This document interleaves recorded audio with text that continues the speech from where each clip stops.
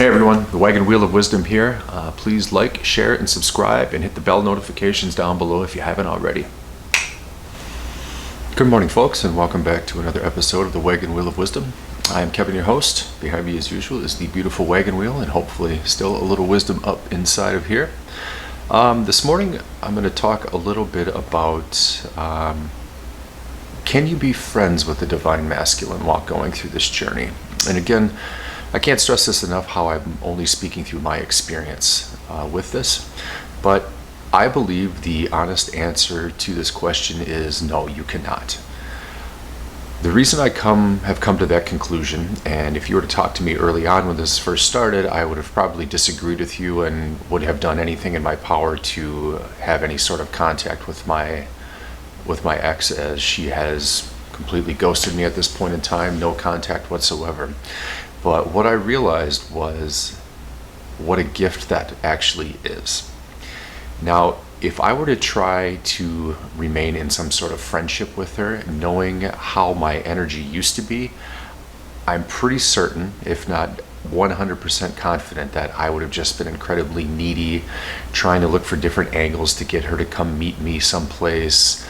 Probably if we were to meet, try to initiate some sort of physical contact, and just kind of on down the list. In other words, it would be going completely against what this is designed for. And what I mean designed for is what this is supposed to be for.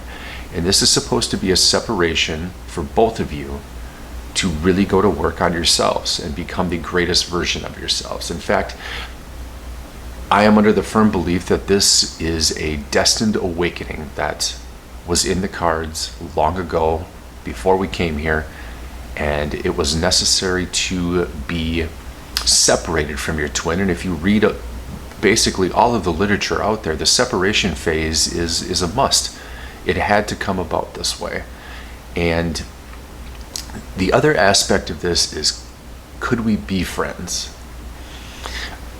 The more I look at this and the deeper I go into it, looking back, I don't want to be in a relationship with that woman because I don't want to have the same relationship with myself as that old person that was with her back then. And I hope that makes sense. The old me wasn't going to stand the test of time with the old her. It is a 100% certainty that it would have inevitably failed at some point in time. We had two dueling egos going back and forth with one another, sort of the I'm right, you're wrong sort of mentality. And if you are in a relationship where it is about being right over somebody else, that means you think you're here while you think they're down here. And that's a terrible way to operate. Let me expand on this a little bit. As I've progressed through this journey, sat in meditations, read The Power of Now by Eckhart Tolle, in other words, the long and short is learn more about me. I'm learning the things that I do want in life. I'm learning about the things that do matter in life to me. I'm learning about, well, in short, me. This journey, and again, if you're on here to learn how do I get them back, I'm going to tell you what I believe the best chance is to get them back. But the only thing that you really need to be concerned about is getting you back and finding you. Finding that harmony inside. Finding that long lost desire of what it is you probably have wanted to do your whole life but maybe didn't know what it was. I didn't know what it was. And until August 20th, when I made this first video to talk to all of you guys and hopefully, create something, I had no idea where this was going to go or what it was going to do. And I think now I've got about 35 videos out there, and the responses, it blows me away to read the stories and how so many of them match with my experience. And it has helped really reinforce the belief system that this is the way it was all supposed to go down. There is no way in hell that all of these people could be sharing in the exact same experience, facing the exact same emotions, going through the exact same trials for it not to be real at this point. It is damn near impossible for that to not be the case. So again, this is just about us and you. And I'm going to keep saying that over and over again because there seems to be a large movement of people that are in this. And I'm just going to say, I think for the wrong reasons. I know that you miss your twin. Believe me. Believe me. I think about mine often, but the way I think about her is what has really shifted. I don't think of her as well, if you go back through my old videos, you'll notice anger, you'll notice fear, you'll notice me blaming, you'll notice me basically kind of doing the old finger pointing trick, but in case anybody doesn't realize, you still get 3 fingers pointing right back at you. It's a tough realization. And the other thing is, the hardest acceptance in all of this was that your twin, by separating from you, has just given you the best damn gift you could have possibly asked for. And I know you're looking at me like, how is this a gift? It's a gift because we asked for this. We wanted change in our lives, but we just didn't think it was going to come in the manner of having to lose the greatest connection we've probably ever felt. And I'm here to tell you the connection I felt with her, nothing compares to it. Nothing on an energetic level compares to it. But what gives me hope is if we do come together, the greatest version of me is going to show up. I should be in a position to be an excellent judge of character at that point in time, because if you look at a number of twin flame stories, a bunch of people have commented about how once they got past the pain of the breakup and the loss and began to do that journey and sense of self, the other twin that showed up, they're like, this person isn't ready. And as hard as it might have been at that time, they knew that the distance is still the best place to be while they go on about their lives and continue to work on them. And it's not to say that the twin at some point, the light bulb isn't going to click and come on, because I'm also of the firm belief that what I'm correcting in me is correcting in her too, and vice versa, because there are things that she has amazing qualities about that I lack in, and I'm completely open to that. I want to give you a little bit of a quote here, but first I want to talk about a little bit of a story behind it. Steve Jobs, Apple. The man behind the scene that you never really got to hear about is Steve Wozniak. He was the coder, the genius behind basically the tech for Apple. And in a moment when he was challenging Steve, like, Steve, well, what do? You don't code, you're not tech savvy, you don't do marketing, etc., etc. What do you bring to the table? Steve Jobs looked at him. He goes, well, in a band, you have somebody that plays an instrument. I want to be the person that leads the orchestra. And what I mean by that right now is you get to lead your own orchestra at this point. You get to redirect all of your old belief systems and change them into brand new instruments to produce the most beautiful symphony you could ever imagine. But it starts with believing in yourself, and it also starts with letting go of the old. And by letting go of the old, you know exactly who I'm referring to and what I'm referring to. We have this mindset that we can't be whole unless this other person is in our life. And if you're approaching it from that neediness, that person isn't going to be in your life. It's something I had to accept, and a realization that I had to come to. I'm telling you, if you want the best shot for them to ever come back, have that brutal conversation with yourself, the hardest possible conversation you can have. And just think, is it me or is it them? And every single time it's going to come back to, it's me. It is 100% me. I would not want to date or be with the old Kevin. 100%. So I'm going to transition into the next portion of this.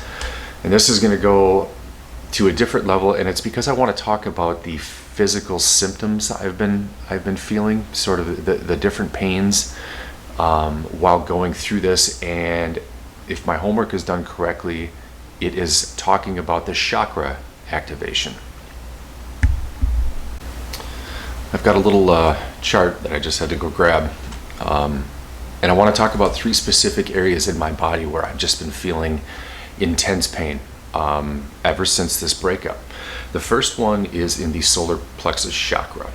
Now what the solar plexus chakra, that would be your third chakra, root down by your private parts. Sacral, right here by the belly button, and solar plexus is a little bit higher than that. This is the seat of your will and contains the sense of identity within society. So back to my point about becoming your own leader in your own orchestra, I think that solar plexus chakra is something that maybe, well, it's something I've been looking into and learning about and doing some meditations on. I go on YouTube, pop in the earbuds, and there's solar plexus healing.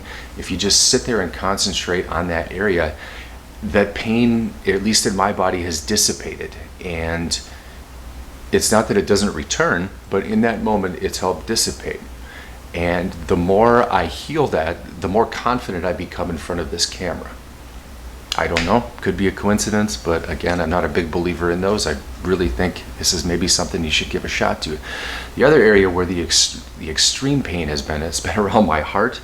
If you listen to what the heart chakra is about, this is the center of unconditional and universal love, as well as acceptance and non-judgment. And if that doesn't encompass what this journey is about, you guys, that your heart chakra, I have to ask, and if you want to comment about this, do you guys feel heart flutters? The moment I met my ex, my heart started doing that, and I was a little concerned by it. But all of a sudden I'll feel a bup, a long pause, and by long pause it's like, Jesus, did my heart stop? And then all of a sudden it'll be just a poof. Now the medical community calls it heart palpitations. I'm not necessarily so worried about it.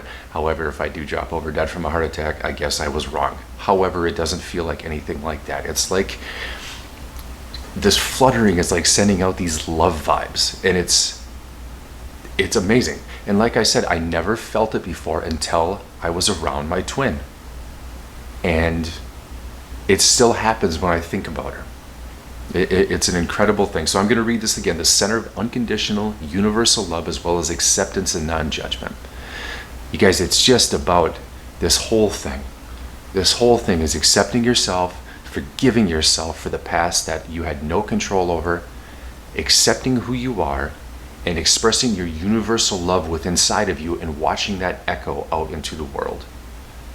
You are on a destined path to become the greatest version of yourself. It's a destined path. You have to work it though, because this old ego up here is the thing that stands in your way the entire time. Fix that heart chakra. Do what you can. Learn about it. And this takes some homework. This isn't some easy fix. Ask anybody that's been on this journey for an extended period of time. I'm only 4 months into this, and the amount of work and disciplines that I've had to put into this while trying in the beginning feel frickin' natural as hell right now. I'm excited to wake up between 3 and 4 a.m. In fact, it's 4:20 right now. I woke up at 3:11. 3:11, angel number. So, just telling you. And the last one is the pain I've had up right in here, my third eye chakra. That is the center of intuition and connection to the unseen world. This connection to the unseen world has been nothing short of shocking as of recent. Some of you might echo with this, but have you ever thought of somebody? It dissipates, and then a little while later, that person calls you, you see that person. I just had this synchronicity. There is a homeless guy that has been living in the area where I'm at. I've probably seen him for the last 3 to 4 years, and I didn't see him for around 6 months. I've given the guy money, I've made him food, and I was honestly worried. I'm like, oh man, I think something happened to the guy. I had thought of him 3 days ago, yesterday on the park bench, right over by my place. There he is sitting. Just coincidence? You know what? I don't think so. I really don't think so. Last night in my dream, and this was kind of crazy too, I was at and that is the other thing. I'm remembering these dreams now, and they are so vivid and lucid. Maybe another experience you guys are going through. But my ex-wife had brought up this guy's name, and I had listened to him a little bit, but his name is Jay Shetty. Good relationship coach. He was in my dream last night. So this morning I popped in some Jay Shetty, and that was what inspired, actually, I kind of stole, quote unquote, the Steve Jobs story from one of his videos that I listened to this morning. But man, oh man, like the synchronicities and the unexplained events and the angel numbers and all of these things that are happening, again, has just reinstilled my belief that this is the correct path and the correct journey. And I'm sitting here in front of you guys doing exactly what I'm supposed to be doing, and hopefully helping coach you guys in being completely real, raw, and more importantly, honest about this journey and what it entails. You know, and I'm going to say it again and again because I had to go through this ego death too. If you're listening to these things and expecting them to come back, you literally have to put yourself in a position where they are in the back of, or if not altogether out of your mind. How do I get there, Kevin? Keep working it. Keep working through it. My daily thing, waking up early, popping in some prayers in my earbuds, meditating, journaling, just getting this stuff out, getting this old, you're taking out the old junk and you're setting it to the curb. And I don't mean to imply that it's old junk, but you get my drift with this. Good foods, exercising, the calling for me to get outside now is immense. My musical tastes have changed. I don't listen to near the stuff I used to anymore. I'm on my third read of The Power of Now by Eckhart Tolle, just because of how much the information in there now resonates with me. Had I read that 4 months ago, it would have went right over my head. This is a journey, and it's a long one. Not gonna lie, it is a long journey. Some people are on it for a long time. And I'm hoping these videos, it would be the ultimate gift for all of you, that the honesty that I'm bringing, the truthfulness, will help shift you into that mindset where you do make this about you, and bam, that person re-enters your life and they are their ultimate form, just like you are. Because we're gonna need you guys, and we're gonna need them too. If we're gonna uplift the consciousness of this planet, we are all one gigantic, and excuse the term, but army in this. Because when we're feeling love within us, we have no choice but to express it outward, out to the world, for everybody to inhale, to breathe in, to see. And they're gonna see you differently. You're gonna vibe differently around them. Jesus, you look good. What have you been doing? Etc., etc., etc. It's a trying journey, you guys. I'm not gonna sit here and say it isn't. I have my moments. I have my days. I'm getting a pain right here again in my head. But as much as I want to sit here and kind of complain about things, I can't anymore, because I'm seeing the beauty in it, and I'm seeing that underlying message in it. And once you turn that corner and begin to kind of look down that road of joy and thirst for life again, and getting back to, well, not getting back to, discovering a brand new you, it's a pretty damn sexy thing. So, collective, I just wanted to say I love you guys. Thank you for all of the support. It's been amazing, and I'll see you on the next video.